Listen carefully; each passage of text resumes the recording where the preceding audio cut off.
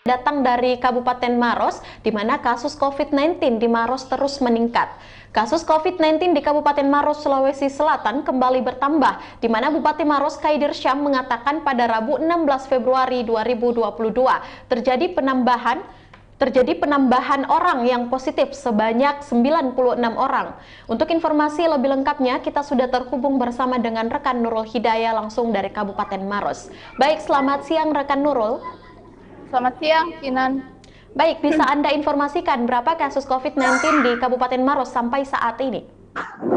Baik, Tribuners, kasus COVID di Kabupaten Maros terus mengalami peningkatan. Bahkan data yang terakhir kami himpun, terdapat penambahan sebanyak 96 orang, dan ini jumlahnya saat ini kasus COVID di Kabupaten Maros adalah 503 orang.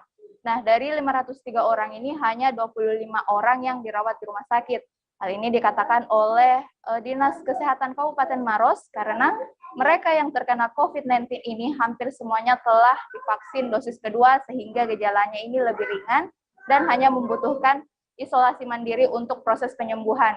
Sementara mereka yang dirawat di rumah sakit ini adalah orang-orang yang belum melaksanakan vaksinasi atau telah melaksanakan vaksin namun tidak lengkap, hanya berhenti pada dosis satu saja.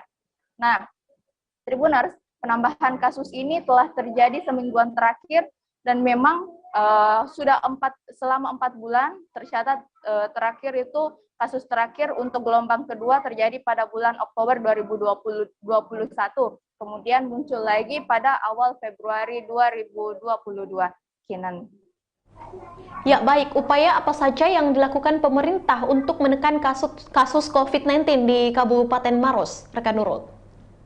Baik, untuk usaha yang dijalankan oleh pemerintah Kabupaten Maros menekan tingkat kenaikan kasus COVID di Kabupaten Maros ini, yang pertama adalah mensosialisasikan kembali mengenai protokol kesehatan, dan juga kemarin telah melakukan pembatasan kegiatan, di mana kegiatan masyarakat itu hanya bisa terisi 50% dari kapasitas maksimum. Dan kemudian juga pemerintah Kabupaten Maros, Sulawesi Selatan terus melakukan giat vaksinasi, bahkan anak umur 6 hingga 12 tahun ini telah mendapatkan suntikan vaksin di Kabupaten Maros. Namun memang hanya saja ada beberapa kendala yang dihadapi, selain karena kondisi geografis di Kabupaten Maros yang banyak sekali daerahnya berada di pegunungan, ini yang sulit dijangkau sehingga vaksinasi kurang maksimal di daerah tersebut, dan juga untuk vaksinasi anak, ini terkendala izin orang tua. Masih banyak sekali orang tua yang tidak mengizinkan anaknya untuk mendapatkan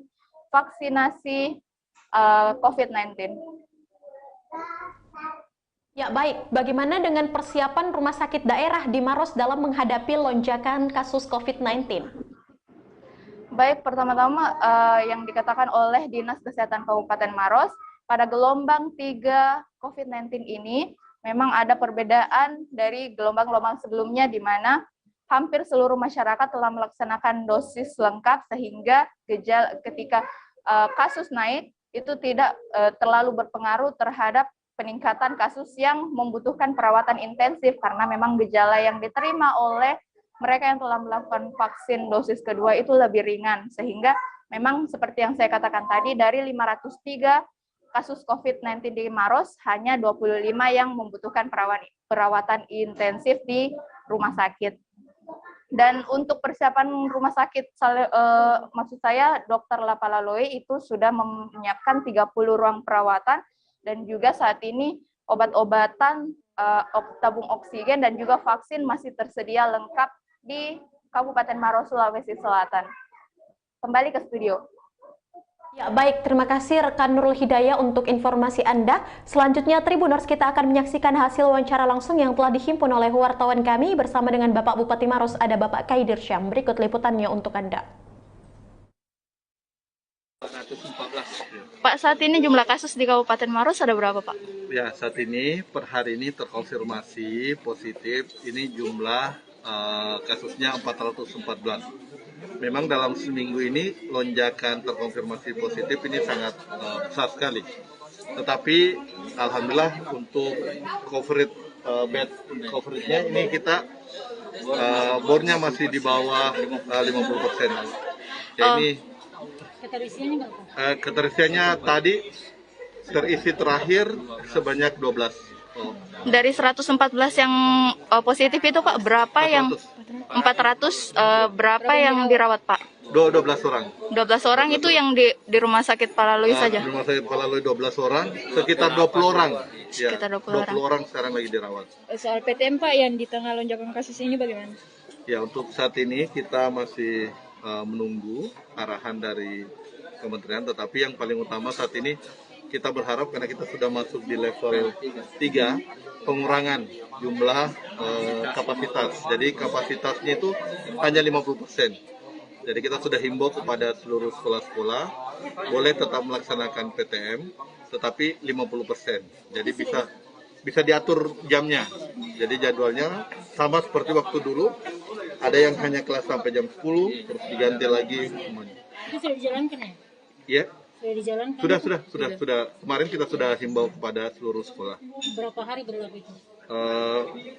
Untuk itu kita menanti Edaran selanjutnya? edaran selanjutnya untuk menentukan apakah kita tetap di level 3 atau sudah menurun. Pak, untuk kecamatan dengan jumlah kasus tertinggi di mana? Mandai, Di Mandai ya?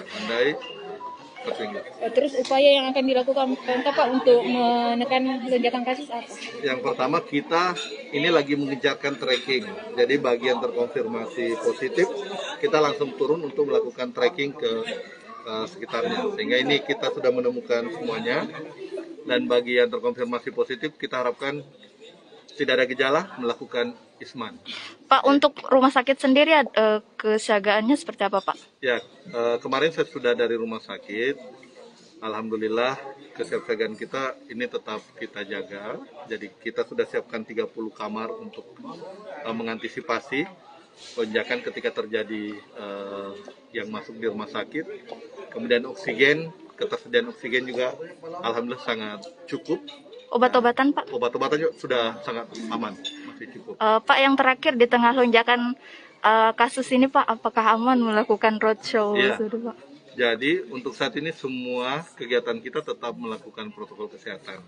Jadi kami menghimbau supaya seluruhnya kita tetap jalankan. Dan yang paling utama tadi ada 2. Kita di Rosso ini selain Rosso kita mengincarkan kampanye untuk vaksinasi. Supaya vaksin. Yang kedua kita pembagian masker. Ini yang harus sekarang yang sebenarnya yang paling utama adalah masker, karena masyarakat kita sudah mulai agak sedikit lalai atau kendor dalam memakai masker. Padahal ini adalah salah satu upaya yang terbaik untuk menghindari penyebaran COVID ini. Harusnya kan meningkatkan kerumunan. Ya, beberapa rosso kita alhamdulillah tidak terlalu besar. Ya, kita membatasi dan petugas COVID terus berada di kegiatan rosso. Bagi yang tidak menggunakan masker langsung dibagikan masker supaya menggunakan masker.